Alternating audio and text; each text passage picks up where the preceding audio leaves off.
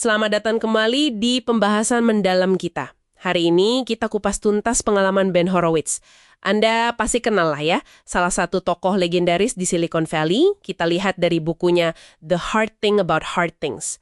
Fokus kita kali ini ke bagian paling brutal dalam memimpin, yang Horowitz sebut the struggle. Perjuangan habis-habisan itu ya? Betul, saat rasanya semua hancur berantakan. Sumber kita rangkuman bab-bab kunci, isinya ya jatuh bangun Horowitz. Dari Netscape, terus bikin LoudCloud, pas gelembung.com pecah. Misi kita, gampang aja, bedah realita pahitnya kepemimpinan pas semua rencana gagal total. Dan cari pelajaran penting buat Anda. Oke? Siap. Mari kita mulai. Mungkin pertanyaan dasarnya gini, kenapa ya justru di saat paling gelap, saat rasanya pengen ngumpet aja gitu, kok malah di situ pemimpin punya kesempatan terbesar bikin perbedaan? Ini bukan cuma soal strategi, tapi juga soal, perasaan. Gimana mimpin pakai hati nurani pas badai datang? Nah, Horowitz itu gambarin the struggle-nya gamblang banget. Ini bukan sekedar hari sial biasa, bukan. Bukan ya? Tapi periode panjang. Mimpi indah bangun perusahaan, tahu-tahu jadi mimpi buruk beneran. Itu dia. Produk nggak laku. Pasar berbalik arah, tim hilang semangat, uang di bank menipis. Aduh. Lengkap ya? Lengkap. Ini bukan berarti udah gagal sih. Tapi ya kondisi kayak gini bisa bikin siapa aja nyerah. Tapi justru dari sini katanya kehebatan bisa muncul. Nah itu dia. Yang menarik di sini penekanan Horowitz soal jujur radikal. Dia sebutnya tell it like it is. Bicara apa adanya gitu ya. Persis. Karena ada godaan besar buat pemimpin kejebak di positivity delusion. Merasa paling kuat nerima berita buruk gitu. Nah, merasa cuma dia yang sanggup nelen pil pahit.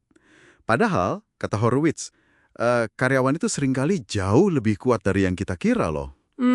Menarik. Justru kejujuran total, ya, walaupun pahit banget, itu yang bisa bangun lagi fondasi kepercayaan. Oke. Bicara jujur pas situasi pahit. Salah satu yang paling berat pasti PHK ya, pemutusan hubungan kerja. Horowitz punya pandangan keras nih soal cara melakukannya dengan benar. Gimana tuh? Kuncinya ada beberapa. Pertama, jangan ditunda. Begitu keputusan ada, langsung jalan. Oke, cepet berarti. Kedua, jelaskan alasan sebenarnya. Ini penting. Ini kegagalan perusahaan, bukan semata-mata kinerja orangnya. Iya. Jangan sampai orangnya berasa jadi kambing hitam ya. Tepat. Ketiga, latih manajer Anda. Karena, dan ini krusial banget, manajer harus yang menyampaikan berita ini. Langsung, personal. 4 mata aja dah. Iya, jangan dilempar ke HR. Ini soal respect. Respect fundamental. Wah, dalam juga ya. Dan ingat kata Horowitz, pesan sesungguhnya dari cara Anda melakukan PHK itu lebih ke karyawan yang bertahan. Oh ya, gimana tuh? Mereka itu nggak matiin banget. Gimana Anda memperlakukan teman mereka yang harus pergi. Itu nentuin loyalitas mereka ke depan. Masuk akal. Tapi itu pasti berat banget ya. Harus kelihatan tegar di depan, padahal mungkin dalamnya juga hancur. Pastinya. Ini jadi nyambung ke pertanyaan lain, gimana caranya hadapi tekanan pas semua orang nunjuk ke Anda, nyalain Anda? Nah, Horowitz ngutip pelatih football legendaris, Al Davis, lewat Bill Parcells. Kutipannya gini, Bill, nobody cares, just coach your team. Artinya, Gak ada yang peduli, latih aja timmu. kurang lebih gitu, brutal sih, tapi benar. Intinya, nggak ada yang peduli alasan Anda gagal. Mau investor, karyawan yang masih ada, media, mereka cuma peduli satu hal. Bisa nggak Anda cari jalan keluar? Jadi energi buat ngeluh atau cari pembenaran. Buang-buang waktu. Mendingan fokus cari satu-satunya langkah maju yang mungkin masih ada. Sekecil apapun kesempatannya. Fokus ke apa yang bisa dilakukan. Dan ini bukan cuma teori kan? Horowitz ngalamin sendiri pas di LoudCloud itu. Banget, perusahaan nyaris bangkrut. Harga saham cuma $0,35.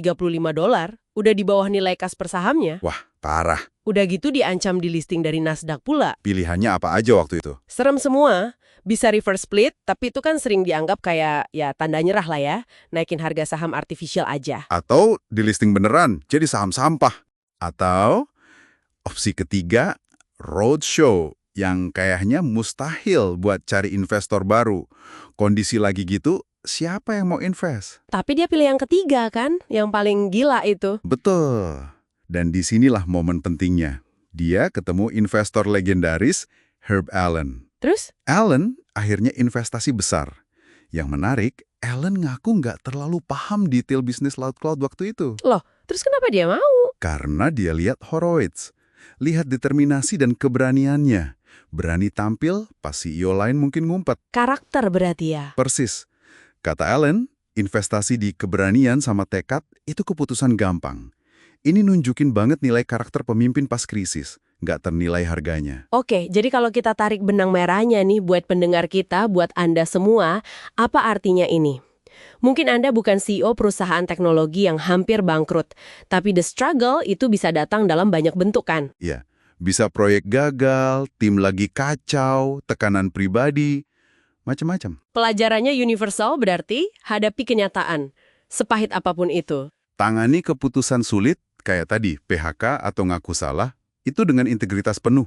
Dan yang paling penting tadi, fokusnya ya, jangan mikirin kenapa saya kena masalah ini, tapi... Tapi apa satu langkah yang bisa saya ambil sekarang? Itu aja dulu. Betul. Horowitz bilang, keahlian terpenting CEO itu ya kemampuan buat tetap fokus, buat langkah terbaik pas rasanya nggak ada langkah yang baik. Ironisnya, justru di momen paling gelap itu, kesempatan Anda buat benar-benar mimpin, buat bikin perbedaan, itu muncul. Oke, jadi rangkuman singkat kita hari ini, the struggle itu nyata, sakit, tapi nggak bisa dihindari kalau Anda mau bangun sesuatu yang berarti. Kuncinya tadi, jujur radikal. Tangani hal sulit dengan cara yang benar, yang manusiawi. Dan ingat kata Al Davis, nobody cares.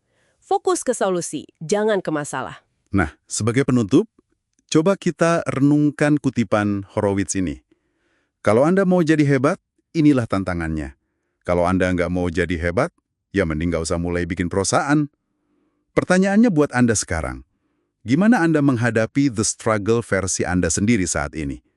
Langkah sulit apa yang sebenarnya perlu Anda ambil dengan segala perasaan yang menyertainya?